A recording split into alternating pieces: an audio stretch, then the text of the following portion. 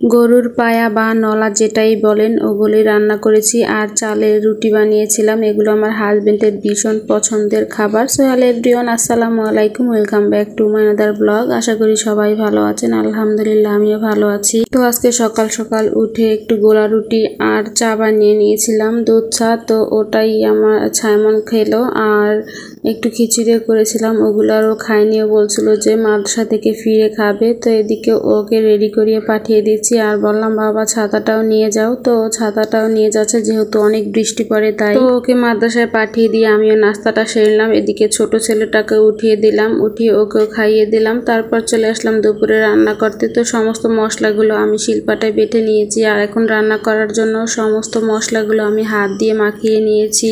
গরুর নলা বা পায়া যেটাই বলেন না কেন, হাত দিয়ে আমি একসাথে মাখিয়ে তারপরে প্রেসার কুকারে দিয়ে দিচ্ছি। আর এখানে আমি একটা আস্ত রসুন দিয়ে দিলাম। এখন আমি 6 থেকে 7টা সিটি দিয়ে তারপর নামিয়ে নেব। এদিকে রুটি বানানোর জন্য চালের আটা নিয়ে নিলাম আমি, এই মগটার 1.5 মগ। আর এখানে আমি 1 মুঠ পরিমাণ আটা দিয়ে দিয়েছি, সাথে মাখিয়ে নিয়েছি। আর এখানে পানি দিয়ে দিয়েছি আমি 1 মগ আর অল্প একটু পরিমাণ দিয়ে লবণ দিয়ে ভালো করে পানিটা ফুটিয়ে নিয়ে তারপর দিয়ে দিয়েছি চালের আটাটা দিয়ে ঢাকনা দিয়ে আমি 5 মিনিট ঢেকে রান্না করে তারপর ঢাকনাটা তুলে ভালো করে নেড়ে চেড়ে তারপর ঢাকনা দিয়ে আমি আরো 5 মিনিট রেখে দিলাম। তারপর নামিয়ে একটু ঠান্ডা করে হাত দিয়ে ভালো করে মথে নেব। চালের আটাটা যত ভালো করে মথে নেওয়া হয় রুটিগুলো তত সুন্দর আর একদম নরম হয়। আর এখানে আমি রুটির সাথে যেহেতু দিয়ে দিয়েছি 1 মুঠ পরিমাণ আটা, তাই এমনিতেই আমার রুটিটা একদম নরম তুলতুলে হবে।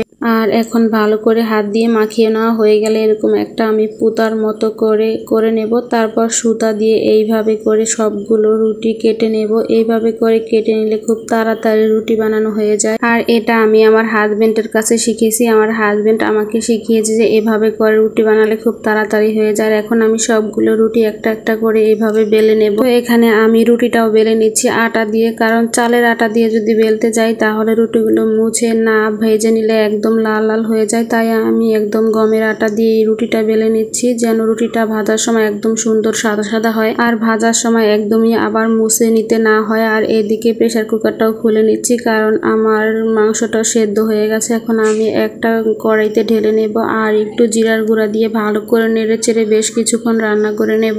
আর আমি একটু ঝোল ঝোল রেখে দেবো, যেহেতু রুটি দিয়ে খাবো তাই আমি একদম শুকনা করব না, একটু ঝোল ঝোল থাকতেই চুলাটা অফ করে দেবো। তো আমি এই পর্যায়ে চুলাটা অফ করে দিয়ে এখন রুটিগুলো ভেজে নিচ্ছি। মিডিয়াম আছে আমি সবগুলো রুটি এক এক করে ভেজে নেব। সবগুলো রুটি ঠিক এরকম ফুলকো ফুলকো হয়েছে। তো আমি এইভাবে সবগুলো রুটি ভেজে নিয়েছি। আর এই রুটিগুলো একদম সফট নরম, একদম ঠান্ডা হয়ে গেলেও রুটিগুলো নরম থাকে আর বাসি হয়ে গেলেও রুটিটা নরম থাকবে, কারণ আমি যেহেতু আটা দিয়ে রুটিটা বেলে নিয়েছি আর সাথে 1 মুঠ পরিমাণ আটা দিয়েছি, তাই আর এই কারণে কিন্তু চালের রুটির কোনো টেস্টের হেরফের হবে না। তো এবার আমরা সবাই মিলে একসাথে বসে রুটি খেয়ে নিচ্ছিলাম। তো আজকের মতো ভিডিওটা এই পর্যন্ত। সবাই ভালো থাকবেন, সুস্থ থাকবেন, আল্লাহ হাফেজ।